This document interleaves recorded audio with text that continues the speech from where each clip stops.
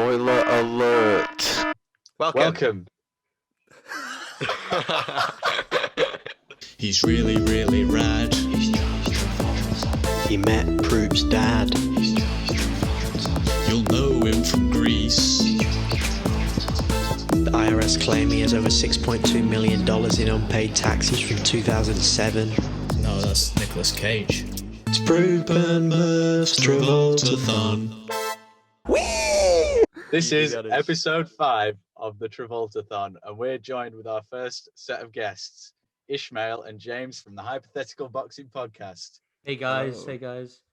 Thank you for the wonderful introduction. Yeah, it was really fitting. Should we tell them now, James? Yeah, go on. I'm James, and he's it. Face off. The 1997 John Travolta and Nicolas Cage movie. General thoughts. It's wonderful. So I'd say, General in thoughts. general, I thought this was a pretty great film. It was peak Travolta, peak Nicolas Cage. Both of them really shone in this movie. It was the perfect kind of film for both of their kind of talents, their kind of acting. It was a funny film. It was one of those kind of cheesy action films, but with a very unique premise to it. The film is kind of a mixture of like a Mission Impossible James Bond kind of thing and Freaky Fridays, which Yeah. not like the kind of combination you would expect to work, but it works brilliantly. Yeah. I think it was like, you know when you got the two alphas, you just think it's not going to end up well because you've got Nicolas Cage and you've got John Travolta, two absolute alphas in their own right. And you see them, probably prancing around the schoolyard, and you think they'll butt heads, but no, it was perfect. Because at one point you had John Travolta acting as Nicolas Cage, acting as John Travolta, and then you had Nicolas Cage acting as John Travolta, acting as Nicolas Cage, which I believe the latter did better though. Just putting it out there, because I think if you guys remember the last scene, John Travolta smiled, didn't he? But he smiled exactly how he smiled when he was Nicolas Cage. Everyone brought Yeah. their A game. They're playing each other. They're playing their own characters. It's a real treat for the eyes and the ears. It was like the peak of John Travolta and Nicolas Cage's careers, and they both crossed paths at that perfect time. I should say though, I do think they were better as their original characters. Nicolas Yeah. Cage was definitely more fitting as the anarchistic, maniacal villain, and John Travolta was more fitting as the good FBI agent, moral figure. But they still managed to pull off playing each other's characters. I just think, having seen that first opening scene, I really felt for these characters played by these actors, and I thought it'd be good if they could make a prequel to this film. Do you know? Are you talking about the history that that first little merry-go ride?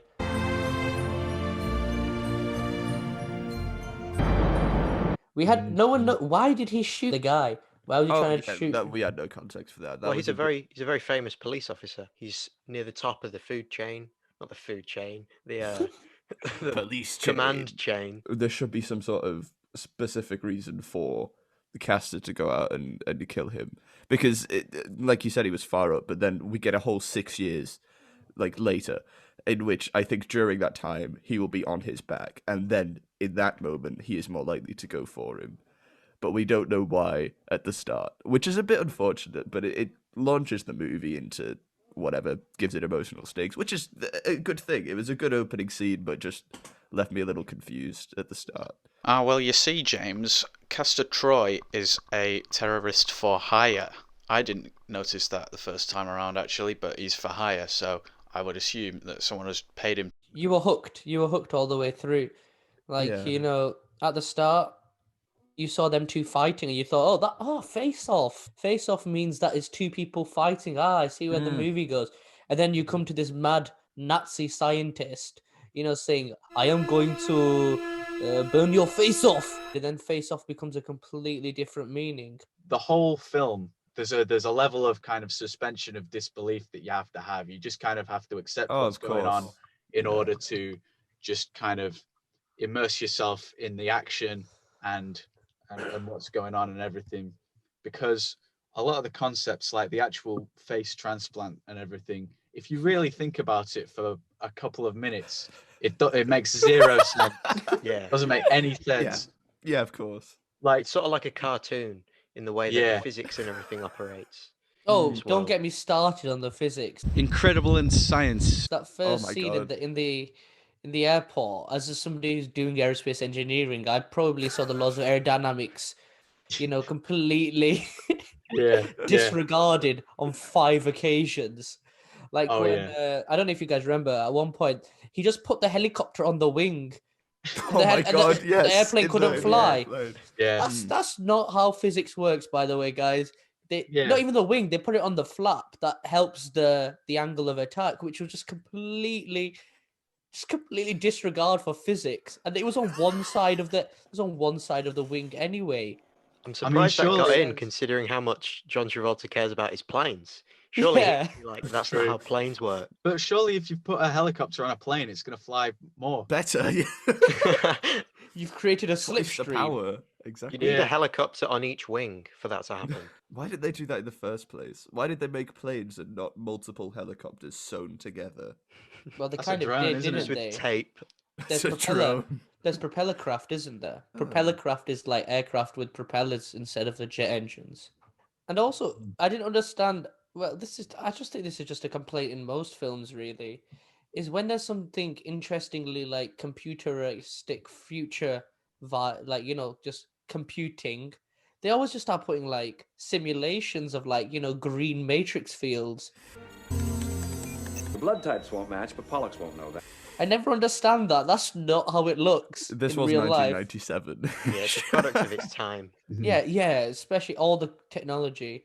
And then when like John Travolta at one point started saying, "Oh my God, the quantum physics of the molecular biology," like Yeah. started saying random scientific gibberish, which made no sense. They're not expecting like an aerospace engineer to watch this or anything. Plot armor. I do have one little wee complaint in that the plot armor was so thick that it kind of lost tension towards like the final third of the film. I feel like every like chase scene or fight sequence, we knew they weren't gonna die until like the end of the film. So it just kind of lost a little bit of that edge for me. But it was still fun. Like every action scene is so well coordinated, so well done, and the layers of the characters being not who they actually are adds even more to it. But I didn't actually fear for the safety of either of them. Yeah, I see what you mean. It made a lot of the firefights a bit stale, but I feel like the final action sequence where they were on the speedboat and all of that was going on was still brilliant because just how creative it was, just like everything that's going on, the drama and everything with him swinging the anchor at him going through the water, stuff like that. Just really captivating stuff going on. So I think the final fight scene was really good. I think the opening scene was brilliant with the plane and everything going on there. Being introduced to Castor Troy and Pollux Troy and everything, that was really well done. The actual face surgery itself was pretty funny because it's like John Travolta's mandible is about 10 times the size of Nic Cage's chin. But they just kind of sew his skin on top, and he's all of a sudden got a tiny. Oh no! little And then in the surgery, they were like started giving him a haircut. Yeah. Like, don't you have bigger things to worry about, like his internal bleeding right now? But instead, they're just giving him a haircut. If you get hair in his face muscles, like that's not something you want. Yeah, Why and wouldn't you do that afterwards? They just started giving him a haircut. They were like, "Yeah, don't worry, we'll sort out your hair as well." And they just start snipping and they're giving him a haircut. Like, there's no need for that. And when Nic Cage turns into John Travolta, they obviously give him the hair that they cut off. Yeah. Get a hair transplant. It's quite the remarkable surgery. There was one moment in this film that I was really worried about, and that is when Nicolas Cage has become John Travolta, and he's gone home to his wife. He's like, I'm gonna shag this guy's wife. It is essentially in every way rape. Because she is under the pretense that she is having sex with her husband when she is not. This also means that Nicolas Cage and John Travolta have the same size of penis. or else, or else she would know. Do you reckon they factored that in the surgery? They swapped they did body penises. modification as well. They did like They body- took his yeah. bullet wound off as well. Yeah, well, maybe they did swap penises. Cock They off. did surgery on a Wow. penis. But then the part that worried me was when he walks into his daughter's room and he's The like, plot thickens.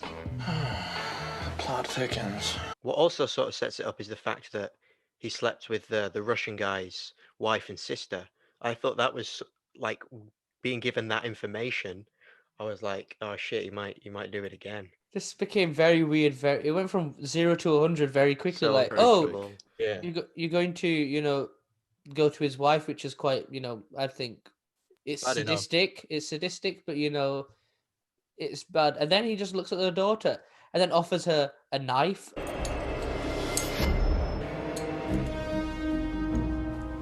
He gives her a knife, and then he gives her which she ends up stabbing him with. he actually treated her quite well. He was actually quite a good father figure. Like the way he beat up that guy who was gonna kind of rape her. Calm down. Calm down.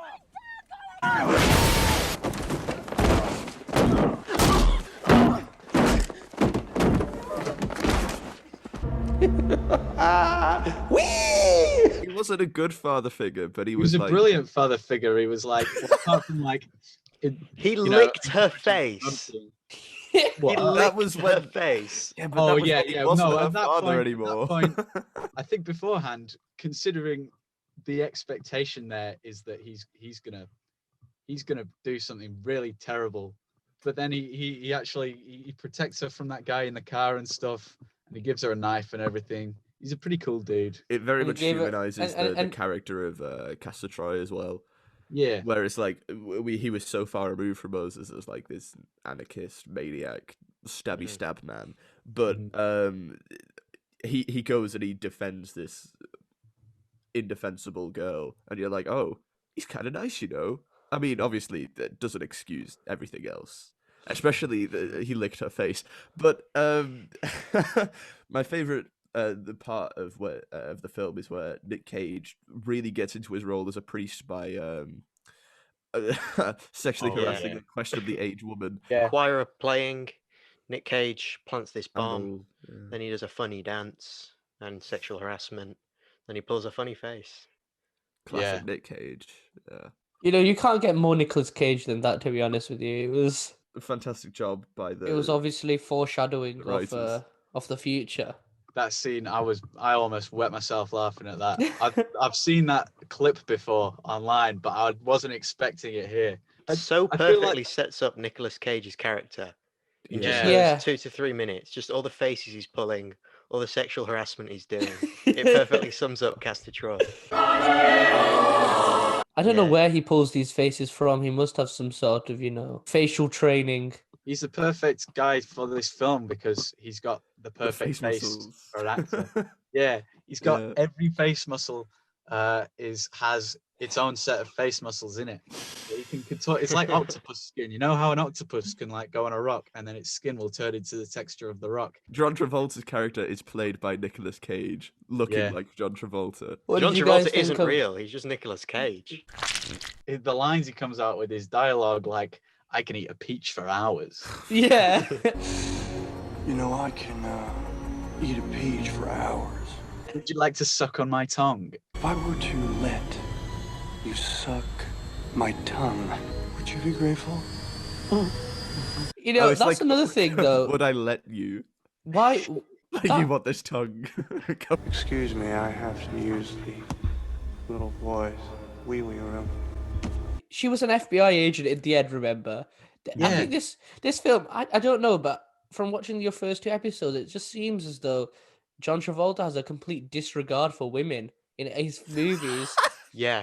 Because once again, like the first thing that happened was the woman then got thrown off the plane, some FBI agent, and just like mowed over by a plane.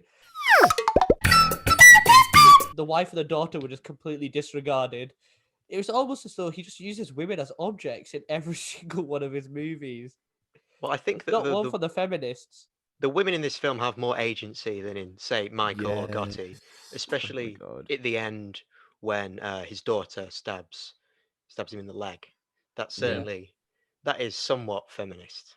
Yeah, and Hmm. Eve is really kind of like the savior of the entire film when she uses the blood type of both men to deduce that, oh my god, I've been sleeping with a maniac for the last week and a bit. And the tension in those scenes where she's not sure who's who, it's before she's figured it out, is very good.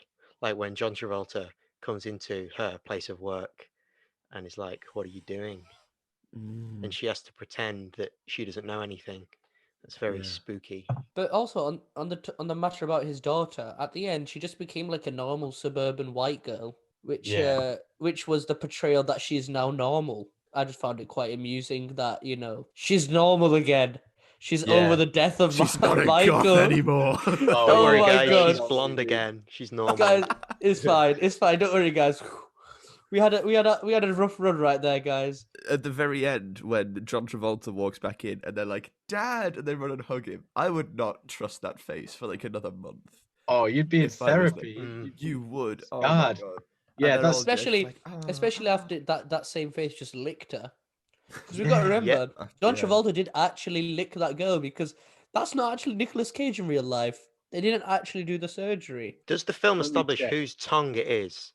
Do they get tongue transplants as well? No, they don't. They can't do because they've got the same voices as each other until they put the microphones in. Yeah, it's just the face. They've got all the muscles, remember?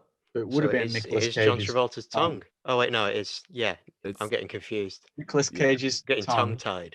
But yeah, Knowing- in this film we get to see both Nicolas Cage and John Travolta do lick faces. sexual harassment to a minor. Improv. Imagine that.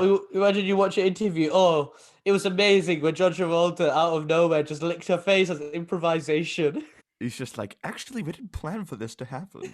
It just kind of worked out. None of the sexual harassment was planned. Those two are just giant creeps.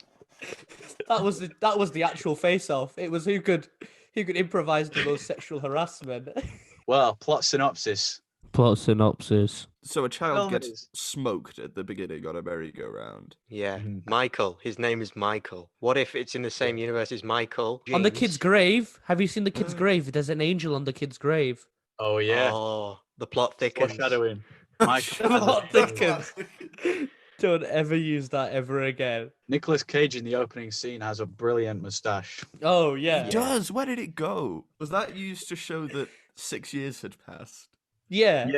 Yeah. That he'd He changed I've his not style up a bit. Yeah. Everyone knows that mustaches could only be worn in 1993, so it dates the film. I've just done my maths wrong. Yeah. I've just... Yeah, 1991. Boom, punchline saved. Right. Moving on, Ish, what were you saying? Then we see his brother, don't we? Who he ties his shoes of the brother. I don't know how's a polite way to put it. I don't know. He's probably Autistic. high functioning sociopath as well. Yeah, he's a sociopath. I wouldn't say he was autistic. I think he seems like No, but I understand where mentally he's saying capable. autistic because he couldn't tie his shoes, which was obviously in 1997. I don't think the portrayal of autism was quite like the portrayal of autism of the 21st century. It's better than the portrayal of autism in The Fanatic. I'll say that. Oh yeah. No, but you did have films like Rain Man and stuff. I'm pretty sure the portrayal of autism was more over the top back then, you know? No, but then Subtle over the autism. top could That's- mean that's that, what we like. either he can't tie his shoes or he is a complete, money Maybe making that's machine. just like to show the the brotherly love. Like he's Yeah. shoes. And it's really nice they were named Castor and Pollux, who are of course Greek twins. Who I didn't get that, I'll be honest. Yeah, with me you. neither. Did you? I have a question.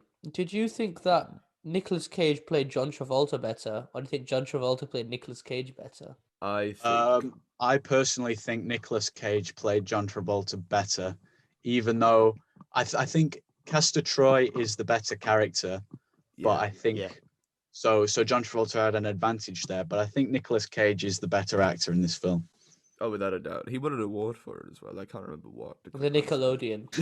Just thinking about this film gives me an aneurysm. Travolta thinks he's won, and he tells his wife, "There's no more FBI. I've killed the guy who's killed our son.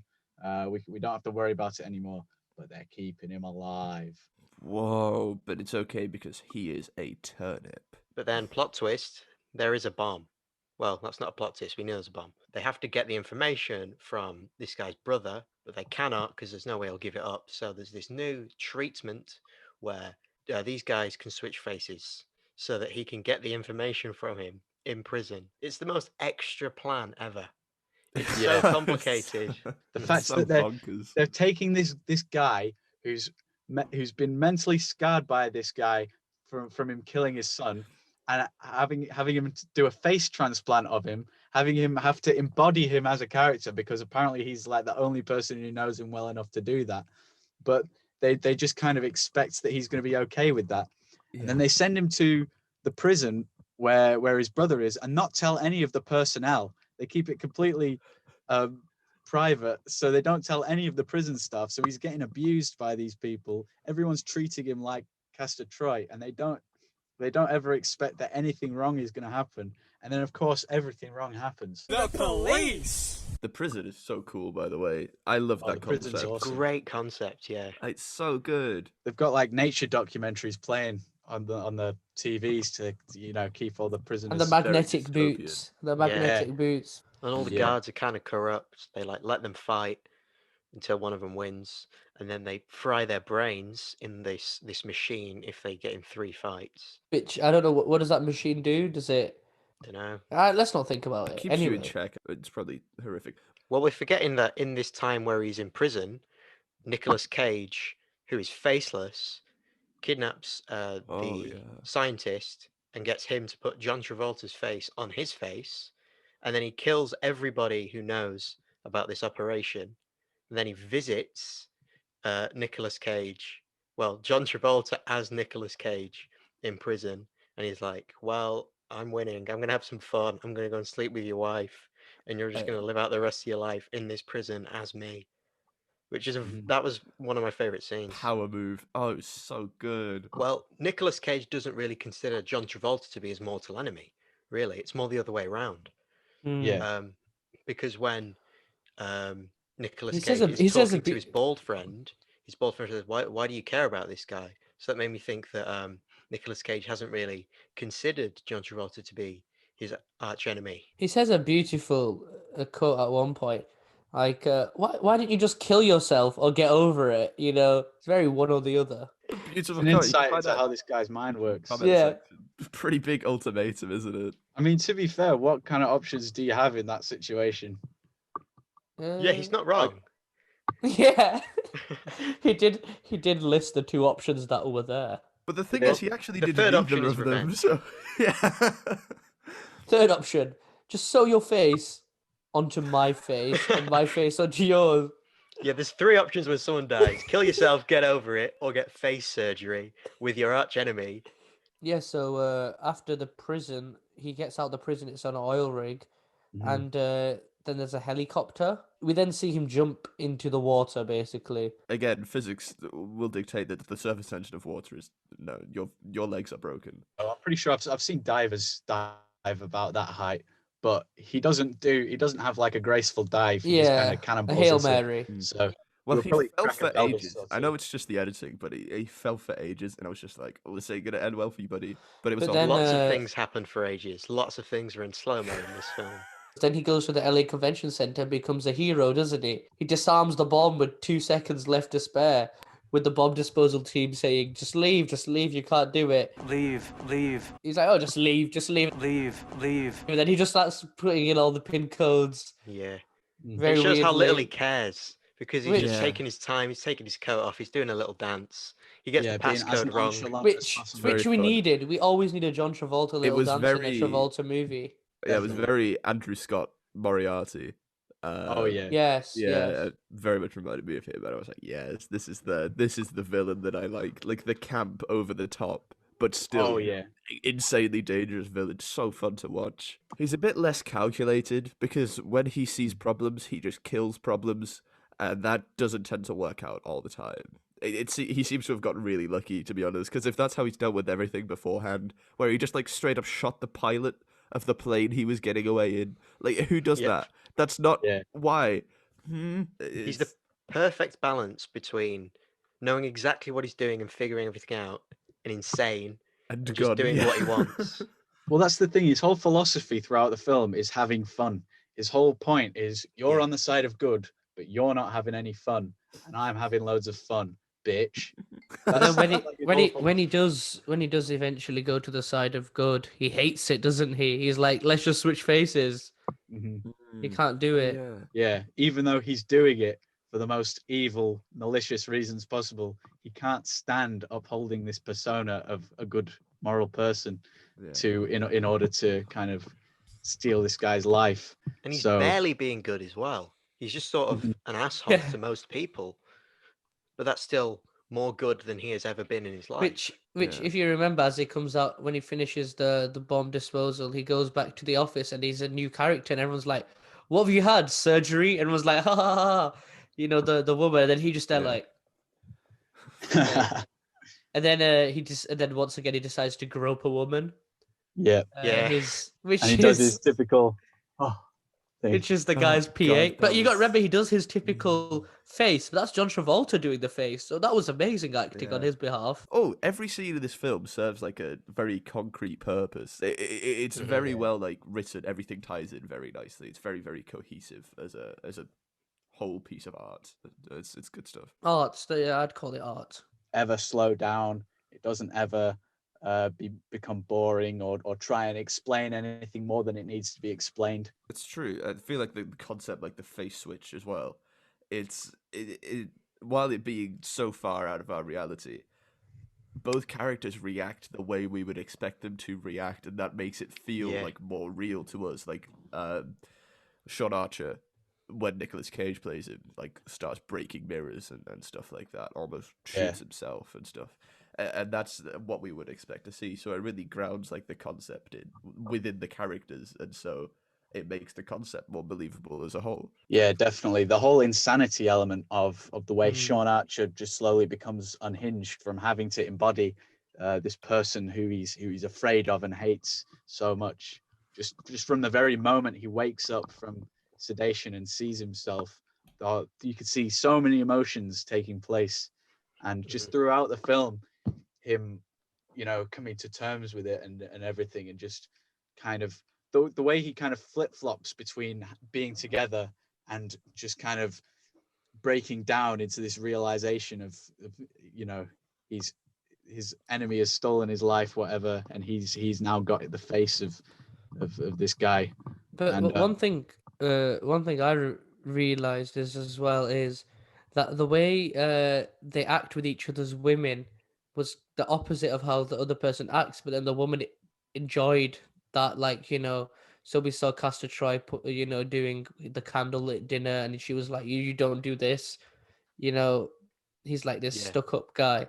But then you saw like Sean Archer giving Castor Troy's girlfriend like advice and just saying I'm sorry and whatever, and giving her a good chat. And like it was weird, it was just interesting to see that like both the women needed both sides. Yeah, the duality of both Sean Archer and Castor Troy is what drives this film, really. I'm going to jump ahead a little bit, but when Pollux dies, John Travolta, who is Castor Troy, when he walks into the office, he has the exact same reaction as to when we saw Sean Archer walk into the office at the very start, where he's like, "Get back to work, why are you clapping?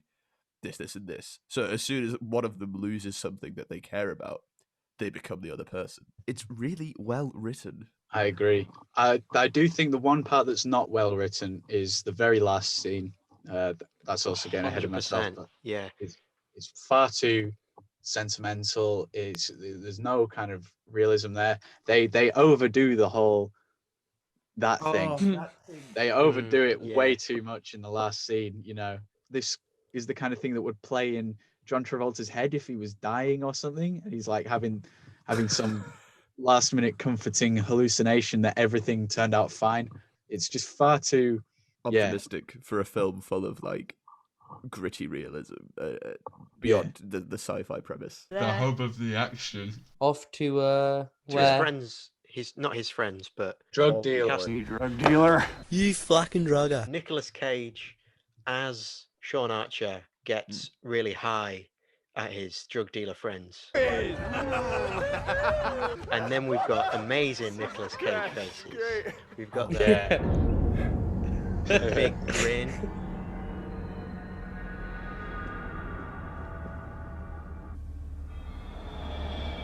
We've got him trying to shoot himself in the mirror. That's great. And then I Nicolas love Cage. that. That's I peak want to Nicolas take his Cage. face off. I'd like to take his face off. And then he did that with his So- hand. Yes. Off. Face. Face. Roll And then- credits. Face. It was amazing. Nicolas Cage acting high is literally what a whole film should be. No more drugs Naturally, for this guy. Whoa. No more drugs for that man. he is just naturally like that as well with the faces he's making. Yeah. We're about up to the part in the film where we are introduced to Castor Troy's secret son that he has with this girlfriend or ex-girlfriend, which yeah. this kid has a striking resemblance to John Travolta's son, Michael. Borderline, I think he might be the same actor. Probably. Yeah, with different haircuts. Yeah. Because that kid's trim. No, was not a different abysmal. haircut. They did a full facial. They did a full facial Full face surgery, and then transplant. decided to once again cut his hair for no apparent reason. And so then we have the big face off. The ambush of this guy's house. FBI coming, guns blazing. We've got Just Castor before this- Troy oh. with the FBI as John Travolta. Everyone gets gunned down. Everyone is either escapes or gets killed or something, and then it's just Nicolas Cage and Travolta with a double-sided mirror, each Yes. behind the Oh, mirror, that's very good. looking at Really good shot themselves. composition. Yeah. Let's just kill each other.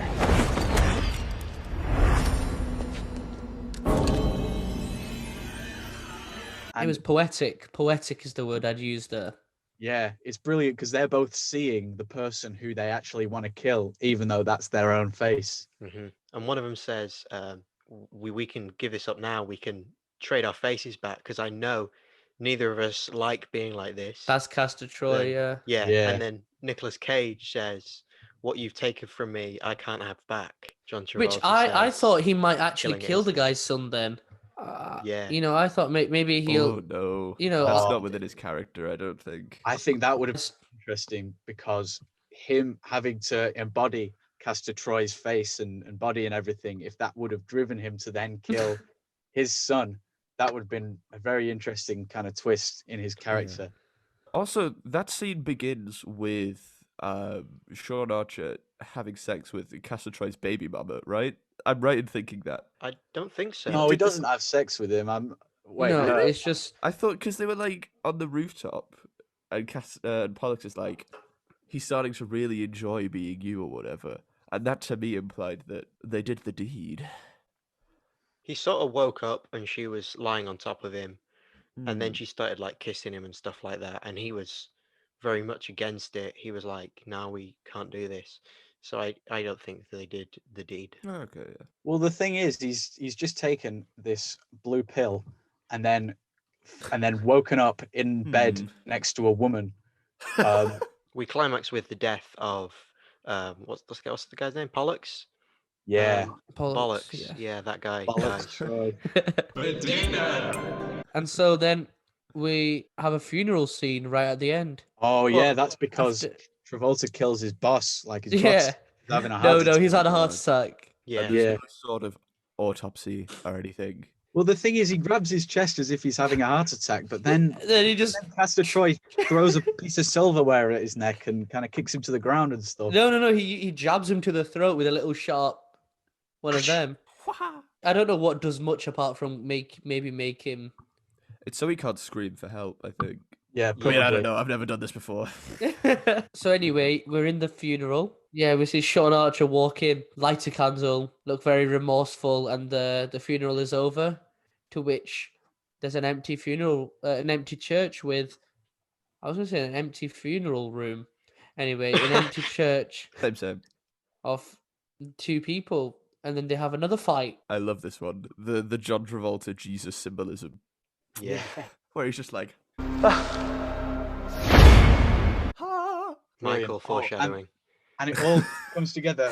A load of these characters from throughout the film, a whole bunch of them show up here, and they're at like that Mexican standoff thing where they've all got a gun to each other's That was head. so funny because it just kept going. Someone else would come in and be like, "Stop right there!" And then someone else would come in and like, "Not on my watch." And It they're is all like just the pointing meme guns at format each other. where they So are good. actually in the church and they're all like aisles behind, and there's a sniper at the back. And Yeah, stuff it's like exactly like that. Yeah, It's exactly. A bit of shooting happens, and we see John Travolta, who is Castor Troy at this point, with the daughter. And this Then is the pres- face licking scene. This is where This is where the the plot plot thickens. thickens. Oh! She stabs him. It's like a bit of poetic justice that he's Very much so. given her that knife and said, if you're ever in a situation, you need to stab him in the thigh and then twist it, and then she does exactly that. And because you kind of forget that that's been set up, and then it happens, and it's like that's really good. That good bit of writing there. At the end, we have John Travolta, who is Castor Troy, just sat on the floor, isn't he? yeah. Well, 'cause you've missed out the epic boat chase. Epic Oh, boat sorry, chase is like sorry. the best Boat fight chase scene in is the film, I epic. think. Nick Cage is sort of holding onto the side of the boat and he's sort of surfing along. Nic Cage, professional water skier, Yeah. without water Does all his own skis. stunts. Well, I mean, if you say his facial expressions are stunts within themselves, It's true. imagine all this time it's just with CGI. John. His Imagine all this face time. double comes in. Yeah, his face doubles John Travolta as well. We have an epic boat chase. They There's a say, scene where the speedboat flies through this other boat. It crashes other into a boat. boat and then Yeah. goes straight through it in a massive explosion. And Nicolas Cage is still on the speedboat, completely fine, but with loads of fire coming out the back of the boat.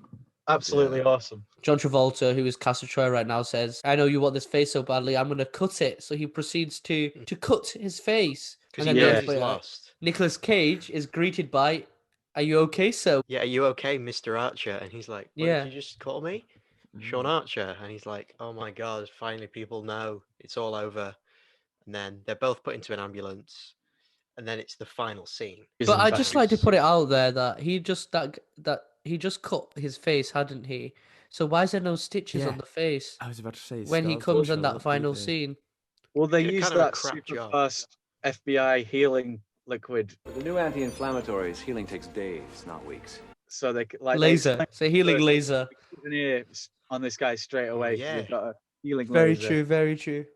Which Like- you'd think if they had that kind of technology, they would be using it for more than just FBI agents. No, it's only reserved for, I feel like this comes out of a time though where the U.S. government was a very trusted force, and no one knew about the insane levels of corruption, especially during the 90s as well. Or for example, I think one of the greatest foreshadowing is Guantanamo Bay was literally that jail where they were like, there's no place, and like Oh yeah, everyone was like, oh, that could be a complete joke, and then like sci-fi, right? 15 years yeah. later, there literally is a prison exactly like that in the middle of like, I think it's in Mexico desert somewhere where no Geneva Convention or UN rights are. There's a magnetic floor, Yeah. wildlife documentaries on the walls. Nicolas Cage is in there. I think it's that's the final scene. He reveals the kid of Castor Troy as now being beckoned into the family with a. Yeah. Simba. Because the wife of Castor Troy is like, can you promise me that you will look after my son? Because she does not know, even to her death, she does not know that Nicolas Cage is not Nicolas Cage. He is in fact John Travolta at this point. So she promises, and this guy has no choice but to say, yeah, I'll do it.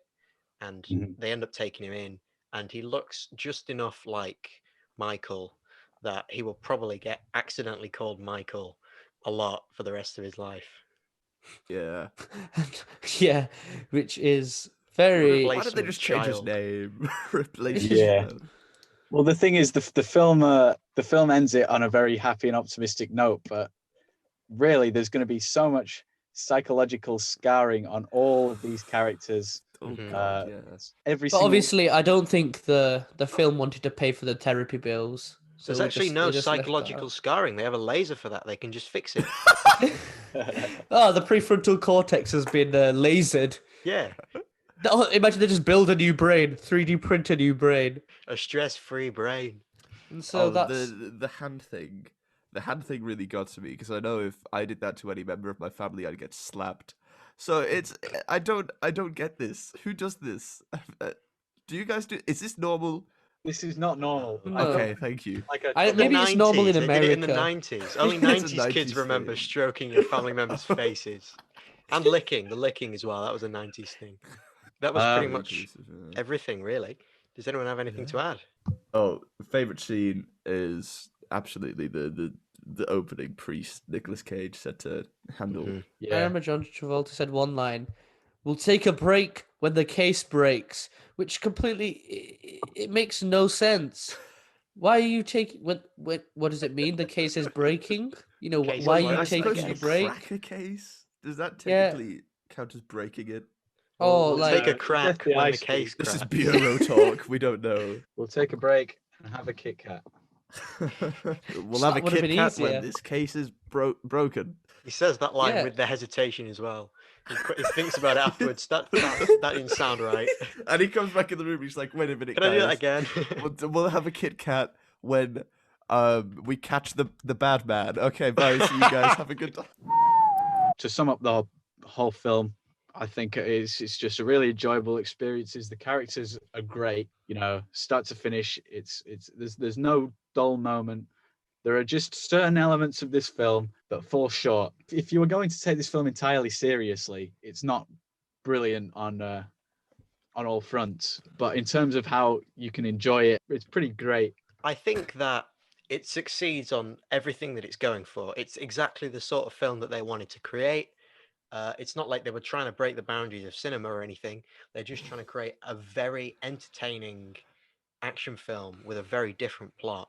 And I think that Nicolas Cage and John Travolta so expertly play both a really awful character and a really good character simultaneously, and their performances like drive the film and make it something really special, I think.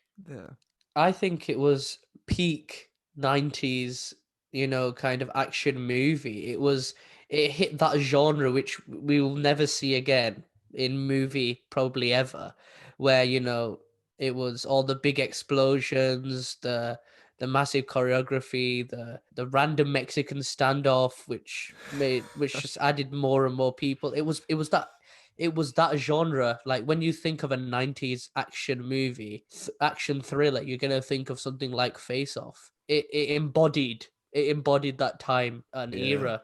And I think that's what did so well, because we had two amazing actors doing it as well, who quite realistically were probably at the peaks of their career right there. And they both just so happened to coincide and touch on this one little film and go off in their two different ways. But I would watch this film if someone made it this far. Do we give like a rating score out of Yeah, 10? out of 10. Yeah. 10. And then I a thought it was out of Travolta score out of £5. £5. Yeah, we rated Right, out of 10 so- and Travolta heads out of £5. Right. Oh. Whoa, what's happened to your room, James? The walls got taken It was out. always like that. Yeah, continuity's through the window now. We've got a galaxy behind James, and now Ethan's recording on a different device from a different angle, presumably in a different room. Wait, is she showing his shoulders? Continuity is Oh. ruined. Yeah, just Right. just do your torso instead of your head. We'll put Murph's head on top of Ishmael's head. Well. I'm gonna give this film an 8 out of 10. Mm. I am also giving it an 8 out of 10. I'll also give it an 8 out of 10, I think. I think we've got a unanimous score, all 8 Thank- out of 10. Wow. Thank you, Wishes Torso. How many £5 Travolta heads? I'm giving him a 5 for this. Yeah, I think it's a full houser. It was very much Travolta. You don't get much better Travolta than this. I think I might give him £4.50 because he was slightly outshone by a certain Nicolas Cage in certain scenes. Yeah, very true. Good think- very point. true. Good point. Yeah, that's fair when you measure it up against Nic Cage. Yeah, but Yeah, that's like Absolutely. I think for the perfect £5, he needs to be the full Travolta. yes. He needs to be number one at all times. Yeah. He needs to dominate. It was more of the a duo. competition. That's true, but I think just the way they complement each other, you know, if it was Nicolas Cage and anyone else, it wouldn't really work as well. So I think Yes. you can't really blame Travolta for not being top dog when he's up against that. I really don't think that's anything to shame Travolta about. No, I'm gonna shame him. Fuck you, John Travolta. You never met my dad. All right. Anyway, that concludes the does episode. that I wrap think. it up? Yeah. Thank you for listening, guys. Go to Hypothetical Boxing on Subscribe to Spotify. these guys. Next episode of the Travoltathon, we're going to be watching The Boy in the Plastic Bubble. So if you want to watch along, watch that movie. Plot thickens. Travolta, you came to me on a quantum jet. Travolta, you left us very upset. So, does that plot synopsis over? Yeah.